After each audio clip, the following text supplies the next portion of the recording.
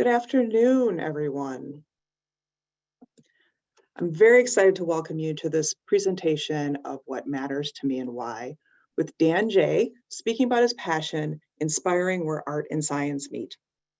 My name is Marianne Hunt, and I'm the Director of Lifelong Learning and Travel in the Office of Alumni Engagement.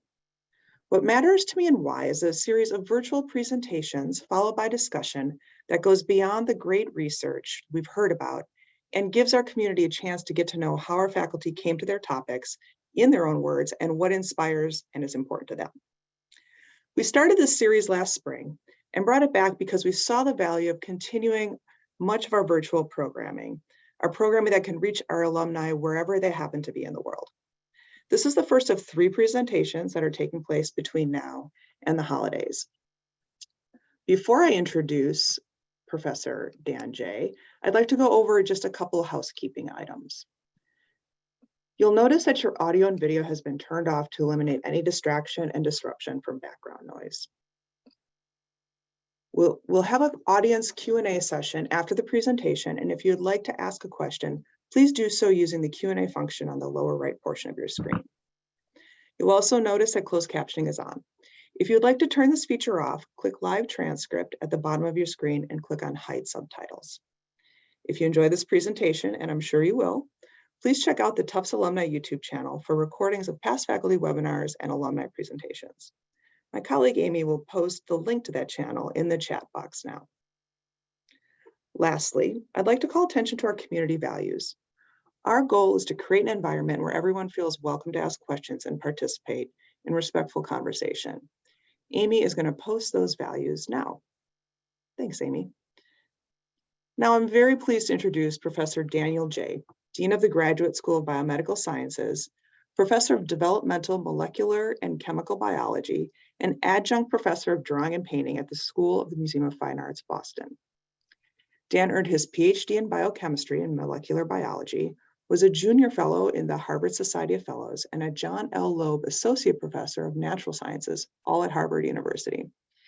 He has published extensively on neuroscience and cancer biology, and has exhibited science-influenced art at museums and art centers, given talks and workshops locally and internationally, including the Boston Museum of Science, the Peabody Essex Museum in Salem, the Cooper Union in New York, and the University of Geneva, Switzerland. He is also one of our favorite faculty hosts for our Travel Learn program, bringing his unique perspective and expertise right along with his passion for travel. Please help me welcome Dan J. Well, thank you for the lovely introduction, Marianne. And I'm looking at the participants list and I see a few fellow travelers and happy to see them. I also see one of my former students, so how lovely. All right, so thank you for the opportunity and the privilege to talk about this. And I think if you've been to any of the other ones, you'll see that there's a sense of passion in what our faculty do, and I'm going to tell you about mine today. Oh, I have to go there, sorry. So I start off with a quote here by a chemist named Roald Hoffmann. And he is actually quoting Paul Klee, the famous Swiss sculptor, artist. Chemistry and art synthesize, oops, sorry. I need to move or remove something. There we go. Chemistry and art synthesized by melding old knowledge with new observations to provide us with novel concepts of nature or of the human relationship to nature. As Paul Klee puts it, we are out to make the invisible visible and the unknowable knowable. Science, and as you know from the introduction, my passion is not to give it away, but my passion is the interface between art and science, and feeling that this is a great place to spark transformative creativity. So science has always been about making the invisible visible. I show 4 different examples here. The one on the left is actually from the Hubble telescope, but I should update this to the James Webb because those pictures are even more amazing, that we can see in terms of great distances and also back in time, almost to the formation of the universe. On the right, we see deep sea vents visualized by going in a submersible called Alvin to areas of very high pressure underwater that in which there's an actual life forms there that work very differently than we do on the surface. And in fact, it's probably the major amount of the biomass of the Earth that we only discovered in the last 10 or 20 years. On the left is imaging of particular neurons by a technology that provides the ability to make them fluorescent with different colors of fluorescent. And this permits the ability to understand the complex neurocircuitry that goes on to determine neural function and behavior. It's a technique called Brainbow, very cute name. On the right, we have a technology called atomic force microscopy, where each of those little round dots is a gold atom. So not only can we see atoms, this technology permits us to manipulate them. And in this case, the scientist from IBM has moved atoms around to form a circle of gold atoms in the lower right. And once this individual did that, this now becomes a quantum entity onto its own and begins vibrating like a drum. So the concepts that, the complex concepts that in quantum mechanics could actually be actuated and visualized. I think you'll agree with me, all of these are images of wonder. So art, making the unknowable knowable, is one of the aspects of art that I think is most profound. I show the top two examples are two religious examples. The one on the left is Michelangelo's Last Judgment in the Sistine Chapel. The one on the right is a Tibetan mandala made of sand by Buddhist monks, and an object for contemplation. The one below is Jackson Pollock, but again, he addresses issues of things that are innate in our psyche that he tracks on the basis of his motions on almost a dance of paint. I think this concept of making the visible the invisible visible, the unknowable knowable, if I think about art science, maybe this is that it does both. A quick introduction to me, although Marianne did a great job of that. 30 years of my life, I had had careers in both art and science, but siloed and separate. As she mentioned, I'm a professor at Tufts. I've done cancer research and prior to that, neuroscience. The student who's online helped with the neuroscience work.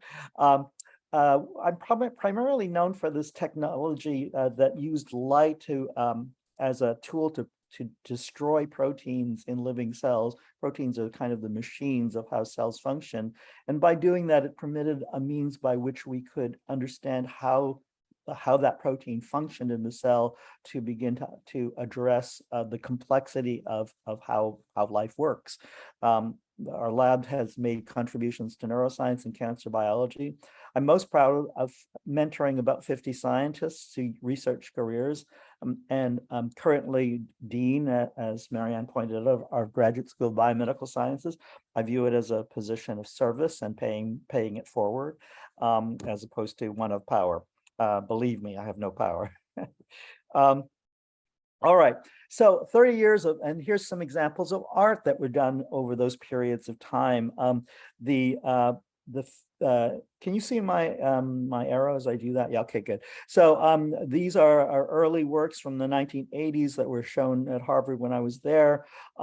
This work was commissioned by the city of Boston to celebrate Jamaica Plain, the neighborhood that I lived in, and it's still up along the side of one of the Sam Adams buildings in Jamaica Plain. I do a lot of sketching while I travel. For those of you who have traveled with me, that you'll know I'm always sitting on a rock with my sketch pad. And here are a couple of examples. This one from Japan, this one from Korea. Until recently, until COVID, I was figure drawing every Sunday for 3 hours since 1986. And this is an example of from one of those days. But you'll note that none of these art pieces have really much to do about science. So for most of my career, I kept them segregated. But my mission now is to inspire where art and science meet. And that really came about in part from inspired by a mentor of mine, the great South African artist, Paul Stopforth. I was attending an experimental drawing session with him in Provincetown, and he challenged me to say, what is my unique voice? And I guess I think of myself as having a scientist's brain and an artist's eye in the same head.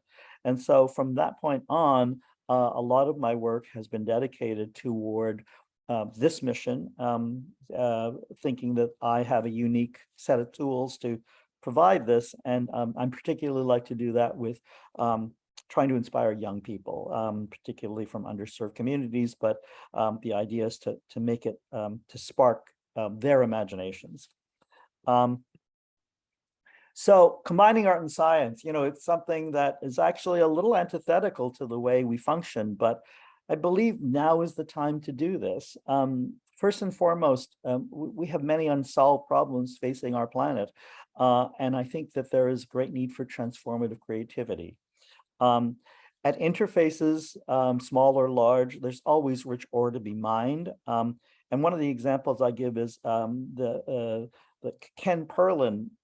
You probably don't know his name, but all of you have seen examples of his work if you've ever seen Toy Story or any of those films made by Disney or Pixar, in which the skin looks like skin and the plastic looks like plastic and the hair looks like hair. It's because of his work in computer graphics. So he took his computer science, combined it with art and animation to provide those wonderful examples of media. Science as the spiritual ethos of our time. I don't want to say that religion has vanished. I'm actually growing faith on, in my own life. But science has certainly become this idea that we dedicate a lot of our attention and that we would normally have done for religion into science. And Joe Davis, who works with the great genomicist George Church, he's his resident artist, and he's done projects like putting the entire Encyclopedia Britannica into an apple seed by genetics, and the project is called Tree of Knowledge, as in the apple and Adam and Eve. We're in an interesting time with regard to the fact that the internet has provided a universality of access that in every location, admittedly not always fairly, one has the ability to gain access. And so the concept that the world's information is available on your phone means that anyone and anywhere can find something. So thinking about the abilities to share art and science. Mozart, I always use the example, if Mozart had been born in Mongolia as opposed to the court of Vienna, he would have been the clever kid who writes the songs for the weekend dances, as opposed to one of the great composers of Western civilization. Ramanujan, the mathematician, was almost undiscovered. He was working in India, sent his notebook of his proofs and thoughts on mathematics to the Oxford mathematician Hardy. Hardy was smart enough to recognize true genius and brought him to England to work. So maybe the internet now provides the possible next Einstein from someplace we would never have thought to do it. And we need the next Einstein. Art science is kind of the new avant-garde. The Arthur Miller, who's both a physicist and a playwright, has used the term ArtSci as the fusion between art, science, technology as the new avant-garde. Most of these, ArtSci projects that he's described in his book, Colliding Worlds, or collaborations between art and scientists, whereas I'm comfortable in both of those worlds, and that's why I choose to now work at the interface. There's challenges to doing this, and as I said, I had siloed my whole life between the two. They're attitudinal, and it goes back to C.P. Snow and his idea that scientists and artists did not feel that it was necessary to know the other field. There's a lack of a common language and maybe even a bit of fear and insecurity about that. There's societal pressures to conform and to focus. I was certainly often told that, would you be considered seriously if you were, talked about your art a lot? There's a left brain, right brain misconception. I think the brain is well connected everywhere, and I think that that is an oversimplification. And I think this idea that people, maybe there's a disdain for amateurism. I would like to think that's changing with time, and the more that one can grow in those areas, the more that term becomes a rather pejorative one. Absolutely, there are commonalities of art and science. They both require creativity and flourish in it. They address problems, they innovate, they experiment, and they're both dedicated to a growth in truth and understanding. So they've always been linked going back. I showed a couple of examples from the ancient world. The bronze vessel here is from the Shang dynasty from about 5,000 years ago. The one on the right is the so-called death mask of Agamemnon, although it isn't. I was actually just in Greece on one of the travel and learn tours, and I didn't see this, but I did see the replica of it that is actually at the site of Mycenae. So ARCHEMY is what I call my work. My groundings were as a chemist. And I show this was actually at Tufts campus at the Slater Concourse and the Adikman Art Center. That's me, and here's some of my artwork behind it. The reason I show this is it's right beside a work by Helen Frankenthaler, who's one of my favorite artists, one of the second generation abstract expressionists. So I feel like I was 10 feet from greatness here. And by coincidence, Frankenthaler and her then husband, Robert Motherwell, had a shared studio in Provincetown, which was exactly where I had my inspiration due to Paul Stopforth.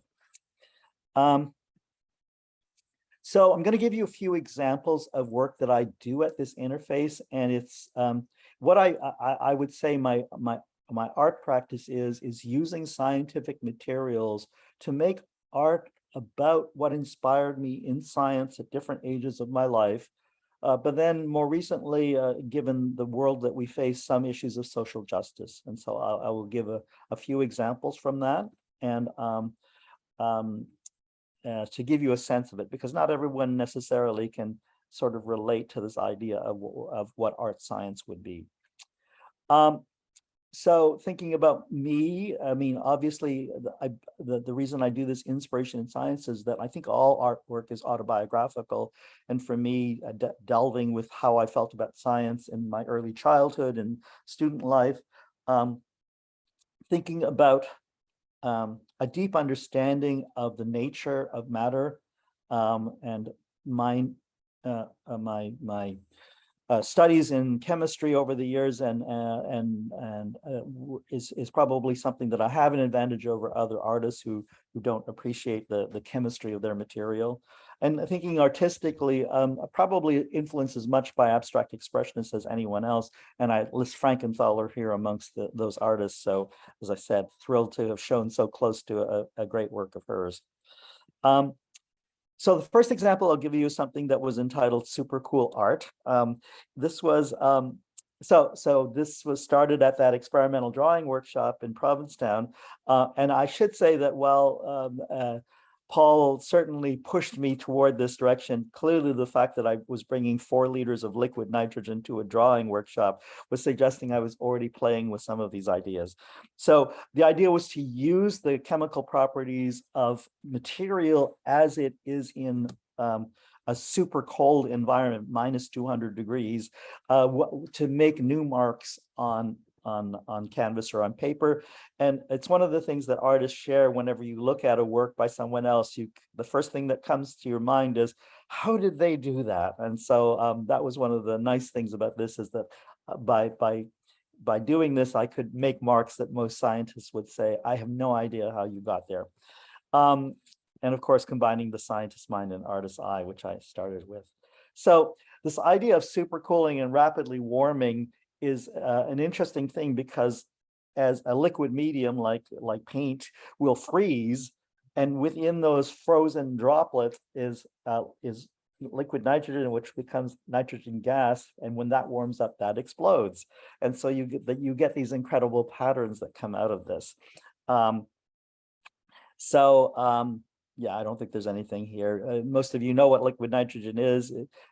These days, it's mostly used in science and cryopreservation, but in the doctor's office to freeze warts and things like that.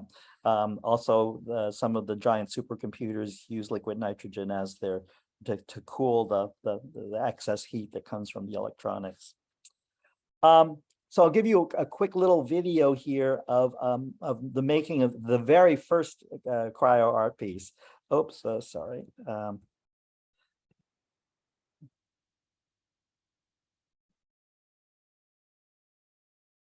That's me in Provincetown, and that is simply charcoal with water and glue.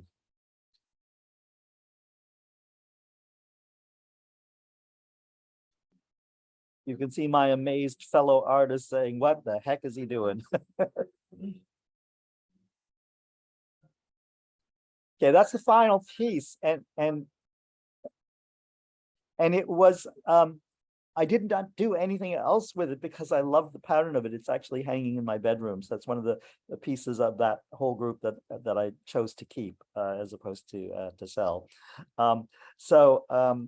Anyway, but one can do other things with this. And this is a very autobiographical piece that I'm showing here. And it actually was inspired by my second trip to China.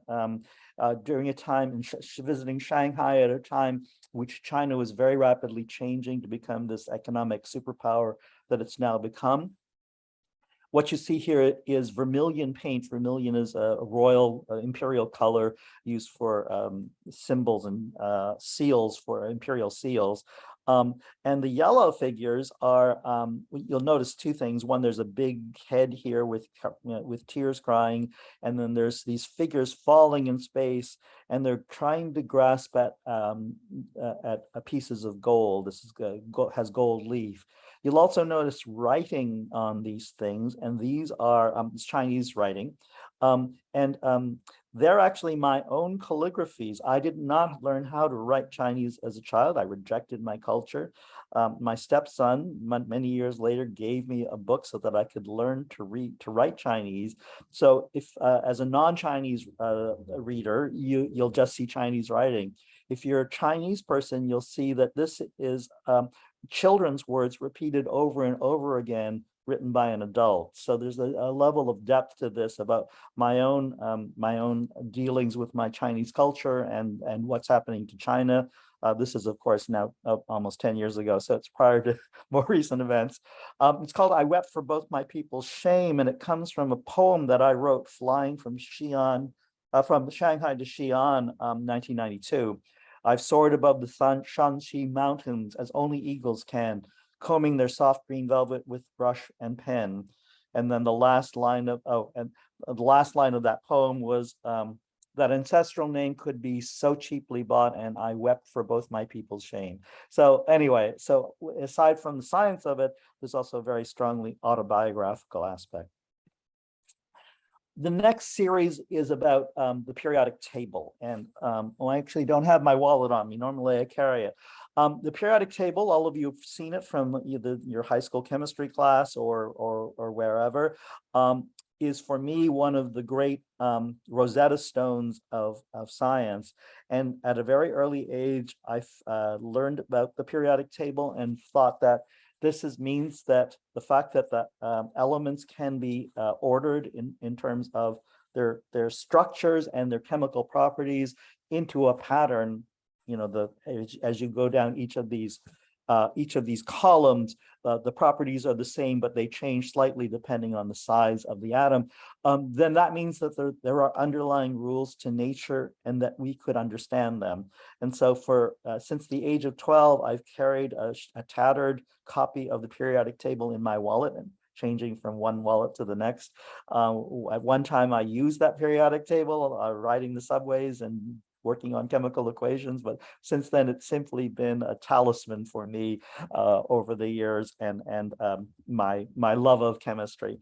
So to celebrate this, I made art out of different chemicals which contained elements that all began with the same letter. And here are a few of them. In interest of time, I won't go through many of them, but I'll show you. This is one called with copper, cobalt, copper, calcium, and carbon. Let's see, I think the next, yes. So here's the making of this, and I'm only going to show this because it combines some of the liquid nitrogen work, but then using different materials other than just charcoal in glue. So the first thing is the same kind of thing as I did before.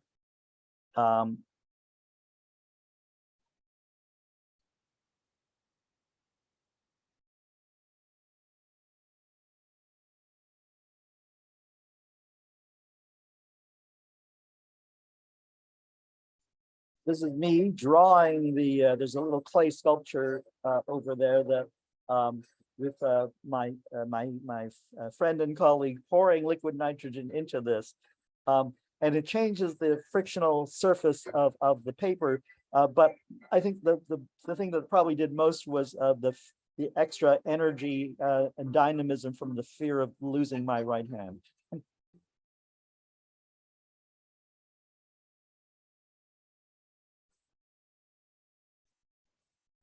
And this is cobalt blue, this is copper wire, there's white chalk to represent calcium.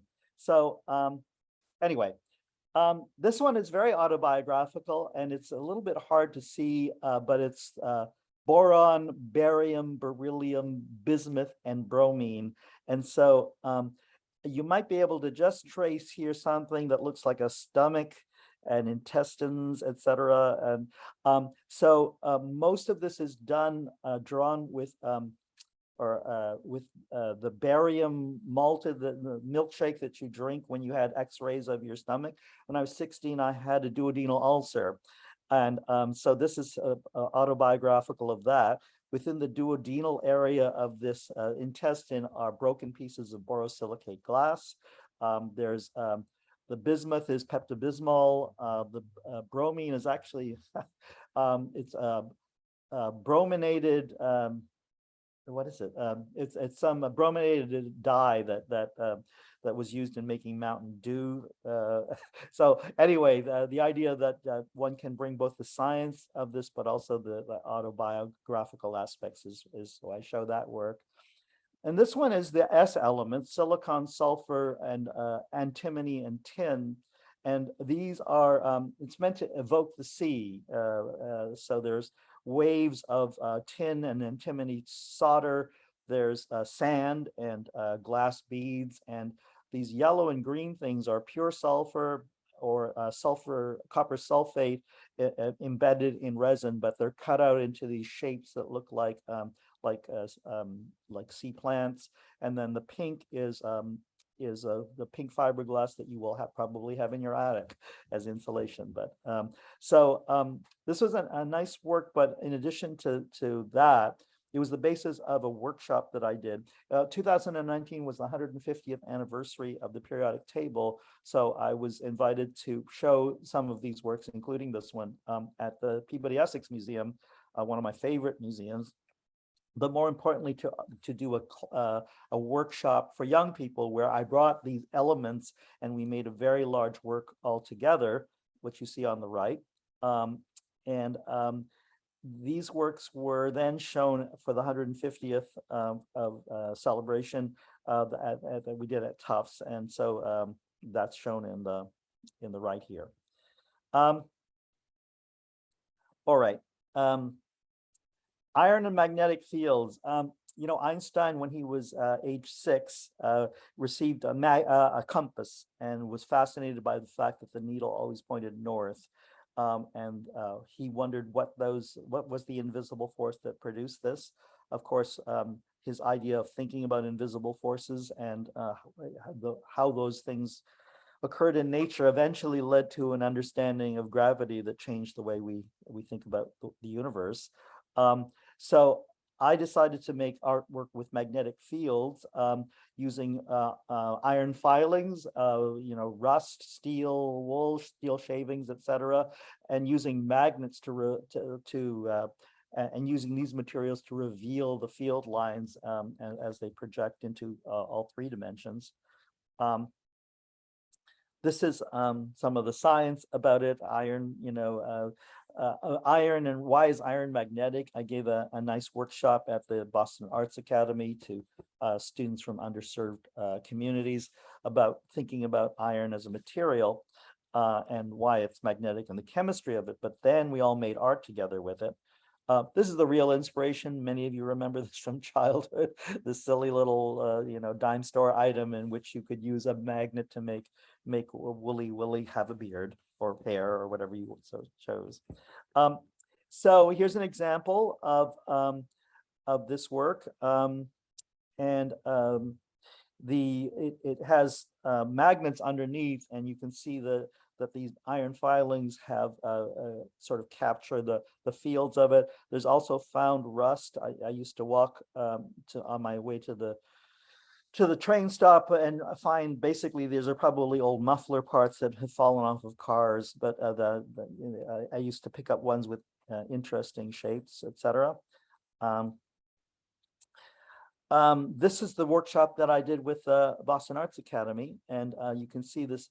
This is a 23-foot scroll that we all made together. This piece, did I show that in the next? No, yes, here it is. I was invited to do a show at the Boston Center, the Boston Convention Center, the new one in the Seaport. This is a gigantic room. It's about 7,000 square feet. So that 23-foot scroll is dwarfed in this room. But the thing that really pleased me, and the rest of the little tiny works are the works that I've done, was that we were able to show this work, show the image of the makers of this work, so and list their names, so that and the show was up for a year, and it was a way for which some of these students, young artists, could have a piece exhibited in Boston, for a while, that their friends and family could attend for free. You can see the aspect of trying to inspire young people and give opportunities to those, particularly from underserved communities. Okay, it's the last few years have been challenging for us as a society, and gunpowder, or sorry, the idea of gun violence, and particularly school shootings and things, was emotionally very troubling to me.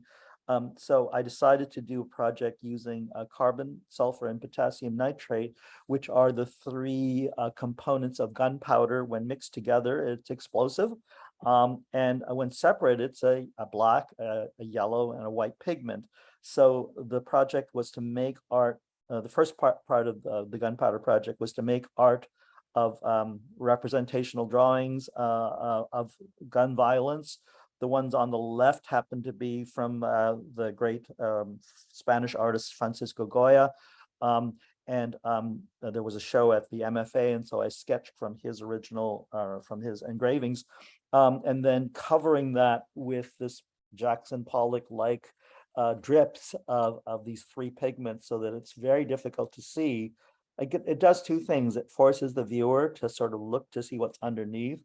As an artist, it's my way of obscuring what I have a hard time tolerating in our society.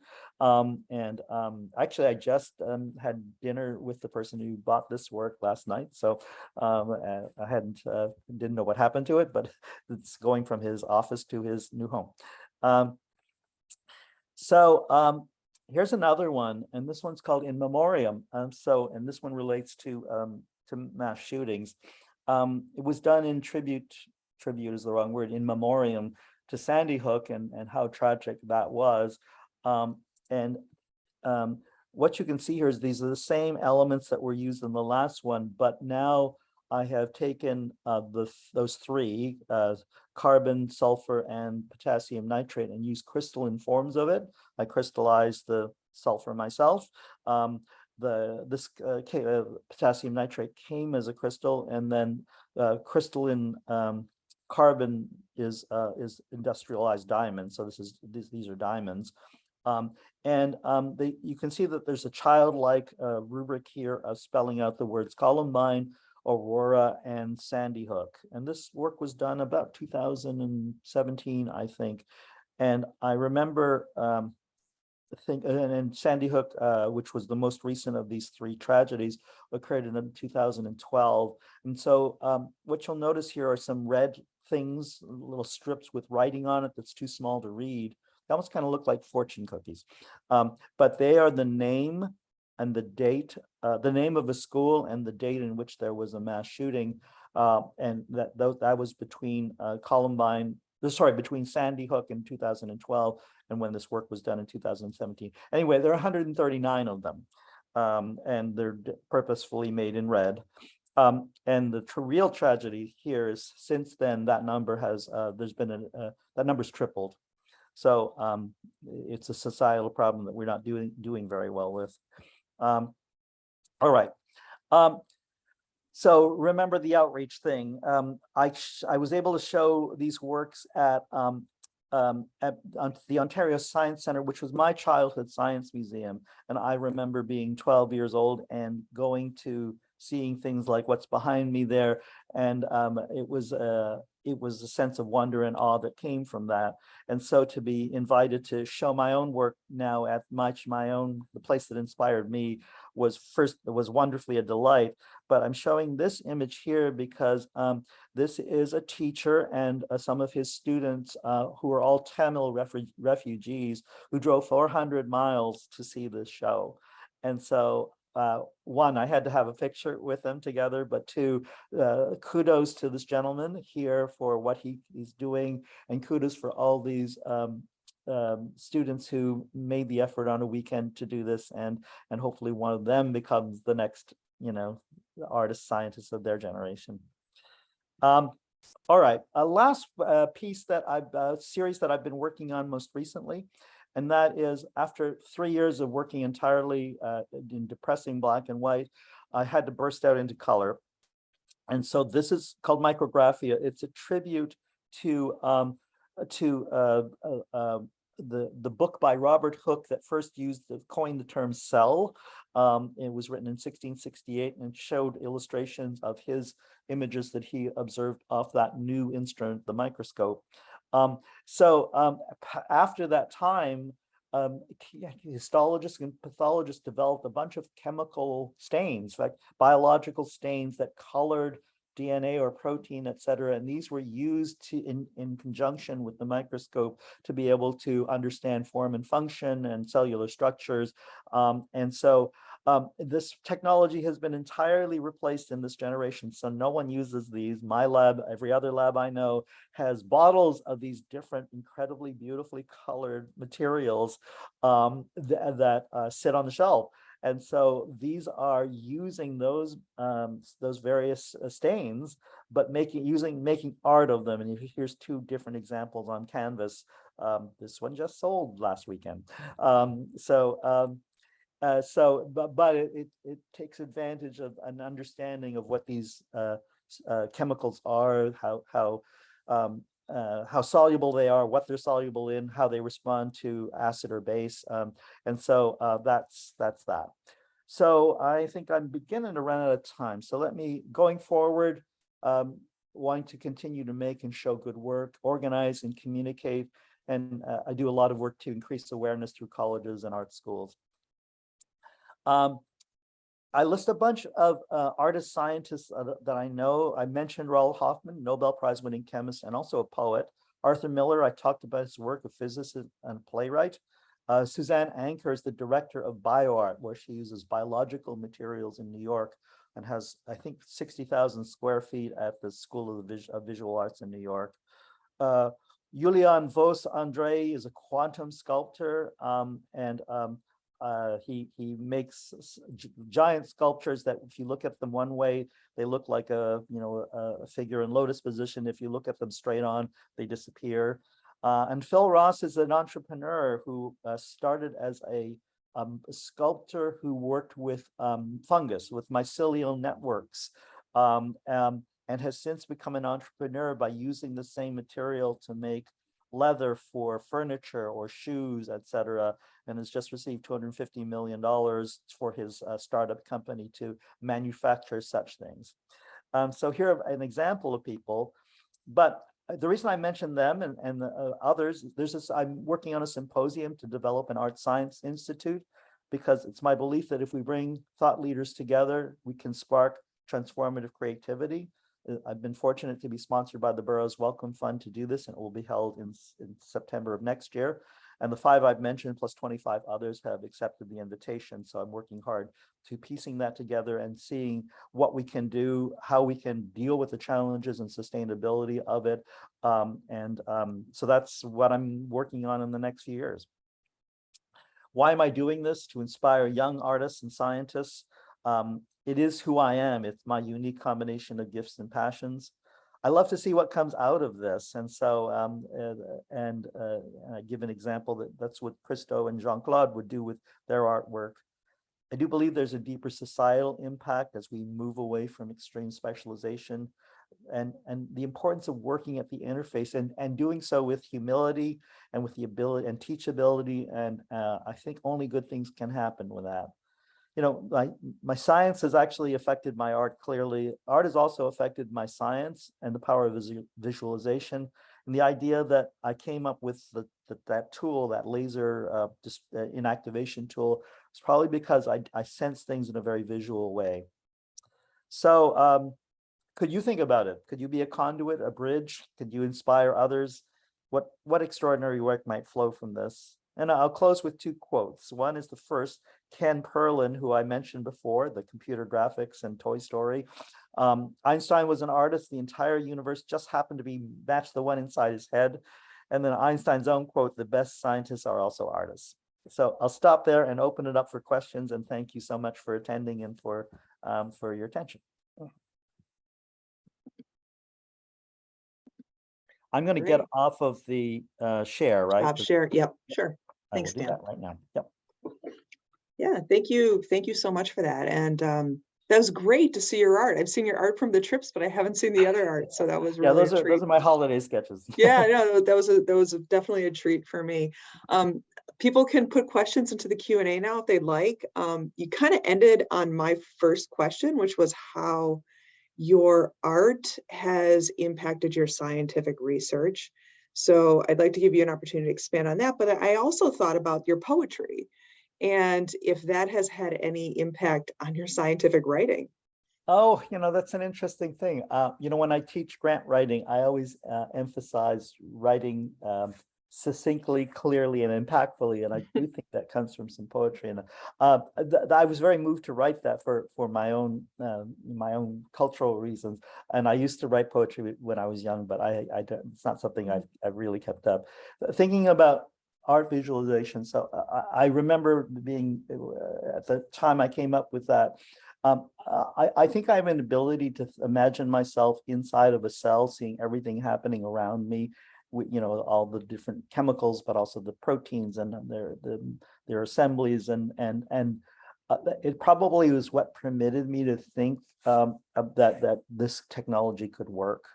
When I had to propose it, I had, I think, 5 days to put together a proposal, in this case for the Society of Fellows. That this was what I had proposed to, as my project for the Society of Fellows. And fortunately, I got it, it worked, and I got a job. We're glad. We're very grateful for that. One of our first questions is, are there working opportunities for art science students under you? So about your it's a great question. Students, not right now. I hope as we develop this Art Science Institute that there will be. I put together a planning committee. One happens to be a woman who is at Stanford working on the microbiome, and she is one of these unicorns, and thinking about what her career. So the other reason to do this institute is a training ground for the next generation. So she's absolutely part of the planning team for this, but I think part of it is and really what this institute is for the next generation. I think finding ways that we can accommodate and let people who have the two brains, Mhm. flourish and a home that they can develop and be surrounded by influences on all sides. And the hope is that they're the generation that will will change things. Yeah. Yeah, good. Here's one that came in through the chat, and so it's a little personal, but does your stepson still continue to inspire you? And Oh, has his that is a path very mirrored? personal thing. Yeah. Interesting. So, no, I wish it were so.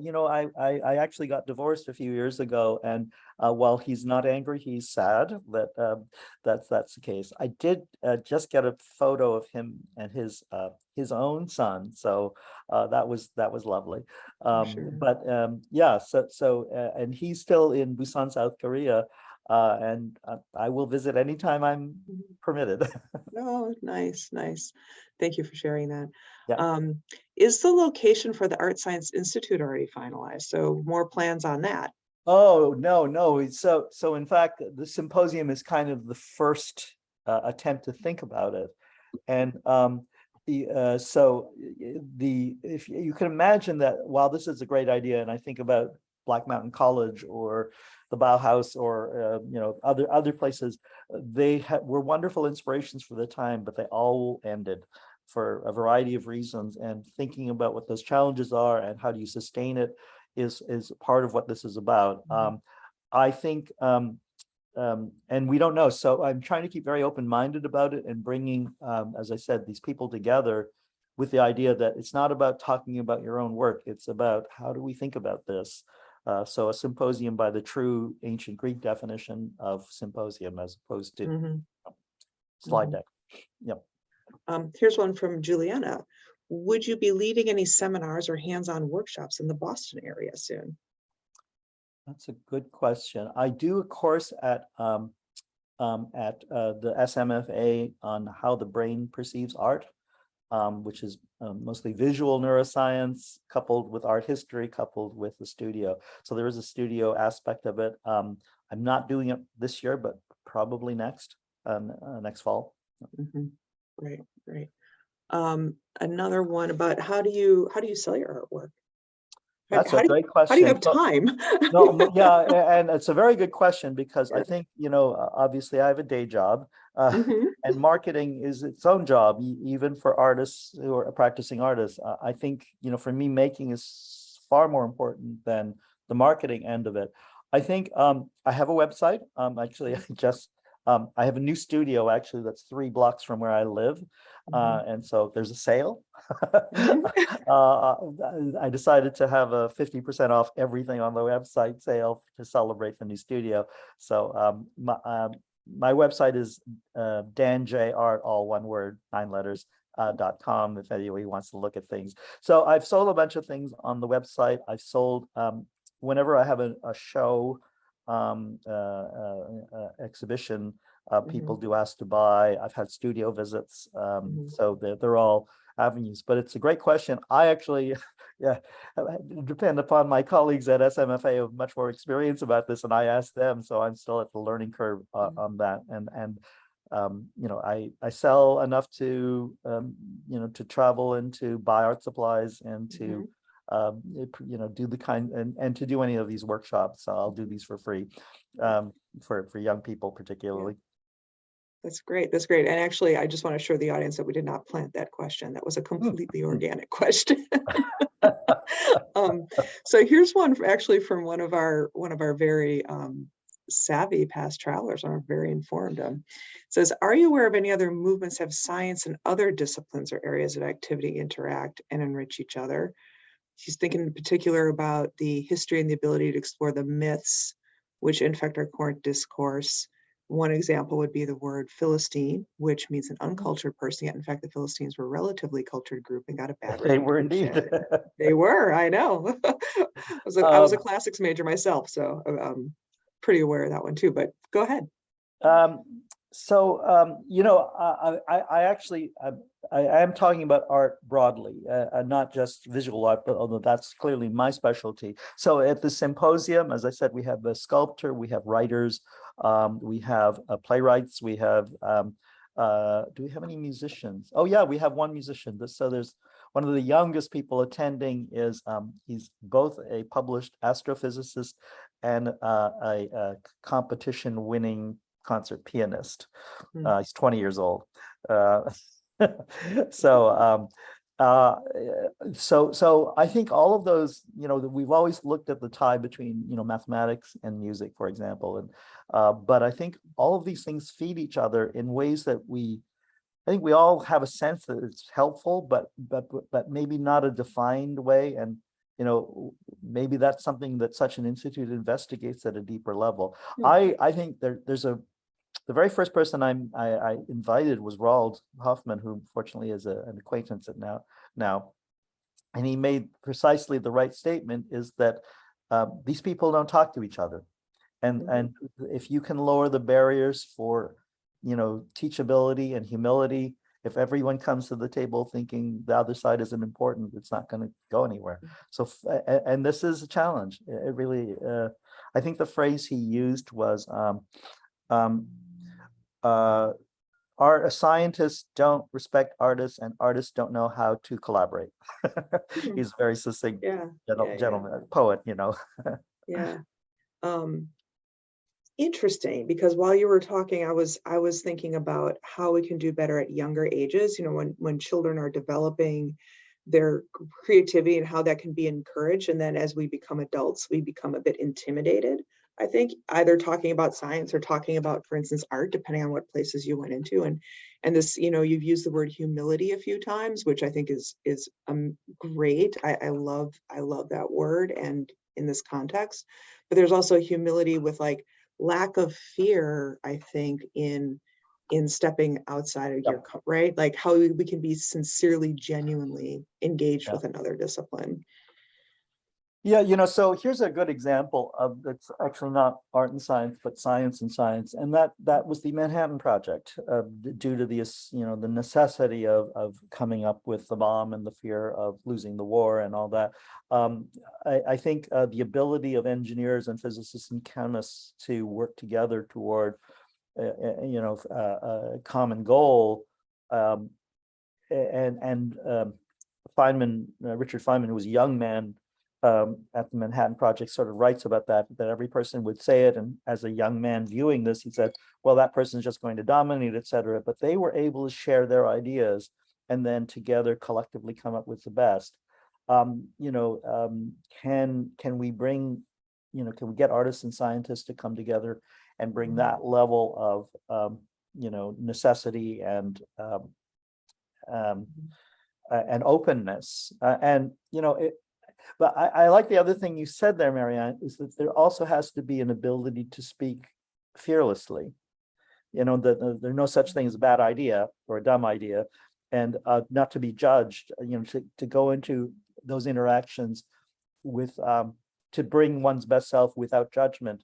It's a challenge because we live in a society, particularly academia, where it's always about judging where you are on the ladder and all those kinds of things. I think the more we can get rid of such things, particularly for the really critical problems, I see it coming together a little bit in dealing with climate. We need to do it now, absolutely. So one of the unsolved problems that faces us, maybe the greatest one, is climate. And unless we come up with really great ideas in that, and it's got to come from everywhere. And that's maybe our Manhattan Project. Yeah. It's actually kind of a nice time to be at Tufts, because one of the inspirations for this whole series was that I have talked to so many faculty as part of my role, and they're very driven by a sense of ethics, and there is a deep commitment to working across curriculums and to working across disciplines. I mean, the new spaces on campus, I think the Cumming Center is a tribute to that, where different disciplines can come together. So that's it'd be incredible if Tufts could really make a mark and make a difference in that way. Just we're about to wrap up, and one person I'm seeing a couple of questions in the Q&A. If I just might quickly absolutely. I was actually arts science students can always get in touch with me directly. I'd be happy to mentor or just have a chat with anyone. music and science intersect. Absolutely. I think I've kind of addressed that. Okay. Yeah. Okay. I just didn't want to have No, this. no, I know. I Okay. was actually gonna circle back for the music one as well. And then I knew people could be in touch with you. You're an Absolutely. extremely approachable welcome. person. So anyway, Jan, I'd like to just thank you so much for this inspiring session. I think it's so refreshing to see the artwork and to hear how there's just the place of art in our lives and the importance of art in our lives. I would like to let all of our attendees also know that we have 2 more What Matters presentations coming up. We have Fio Omanetto on Thursday, November 17th at 6 p.m. He's great. talking about the power of silk to address some of the world's most pressing sustainability needs. So this is just kind of what we were just talking about.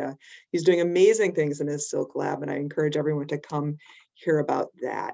And then after that, we have Elena Namova on Tuesday, December 6th at noon. Yeah, some of our I'm favorite. glad you didn't tell me this beforehand. I would have been intimidated.